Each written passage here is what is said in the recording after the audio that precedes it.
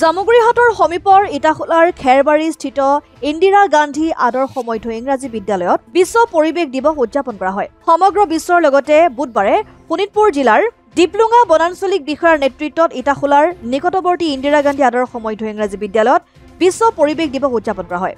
বিদ্যালয়ৰ শিক্ষক-শিক্ষয়িত্ৰীসকলে ছাত্ৰ-ছাত্ৰীসকলক লগত লৈ আৱাৰ লেণ্ড আৱাৰ ফিউচাৰ শ্লোগানেৰে সজাগতামূলক শোভাযাত্ৰা কৰে। বনকৰ্মীসকলৰ তৰফৰ পৰা ছাত্ৰ-ছাত্ৰীক একোটাকৈ গছ পুলি প্ৰদান কৰা হয়। বিশ্ব পৰিৱেশ দিৱসৰ সন্দৰ্ভত এখনি আলোচনা চক্ৰ অনুষ্ঠিত হয়। বিদ্যালয়ৰ প্ৰধান শিক্ষক চন্দ্ৰ আমগাই সভাপতিত্বত আৰু বিদ্যালয়ৰ জ্যেষ্ঠ শিক্ষক নাৰায়ণ শৰ্মাই আধৰা সহকাৰী শিক্ষক মহেন্দ্ৰ হাজৰিকাই উদ্দেশ্য ব্যাখ্যা কৰা এই গাম্ভীৰ্যপূৰ্ণ আলোচনা চক্ৰত বিশ্ব পৰিৱেশ দিৱসৰ তাৎপৰ্যৰ বিষয়ে বক্তব্য আগবঢ়াই ডিপ্লুঙা বনাঞ্চলিক বিষয়া ভানু ৰঞ্জন বৰাই। উল্লেখযোগ্য যে অনুষ্ঠানত বিদ্যালয়ৰ ছাত্ৰ-ছাত্ৰীসকলে সমবেত সংগীত তথা গীত নৃত্য আদি পৰিৱেশন কৰে। গোটেই বিশ্বতে আজি পৰিৱেশ সংৰক্ষণ আৰু পৰিৱেশ কৰিবৰ কাৰণে কাৰ্যসূচী বিভিন্ন ধৰণৰ কাৰ্যসূচী বিভিন্ন বিভাগে লয়।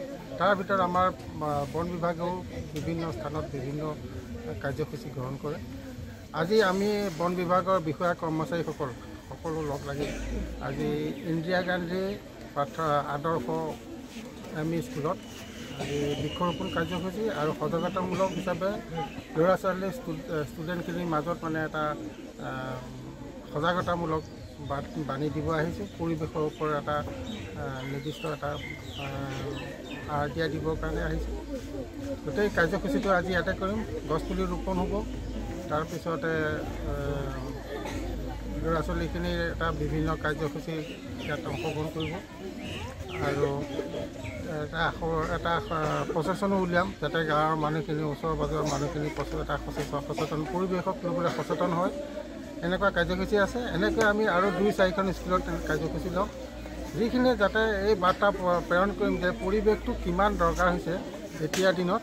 এই বাৰ্তা প্ৰেৰণ কৰিবৰ কাৰণে আজি কাৰ্যসূচী লৈছোঁ।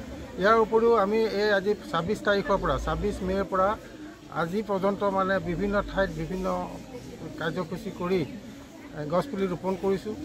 যিমান পাৰে মানে পৰিৱেশটো ৰাখিবৰ কাৰণে আৰু মানুহৰ ওপৰত মানে এটা সজাগতামূলক বাণী প্ৰচাৰ কৰিছোঁ। এইখিনি কৰি যাতে যিমানখিনি পাৰোঁ আমি পৰিৱেশটো ৰক্ষা কৰিব। জামুগুৰিহাটৰ পৰা ৰাতুল হাজৰিকাৰ ৰিপৰ্ট, অসম আদিত্য।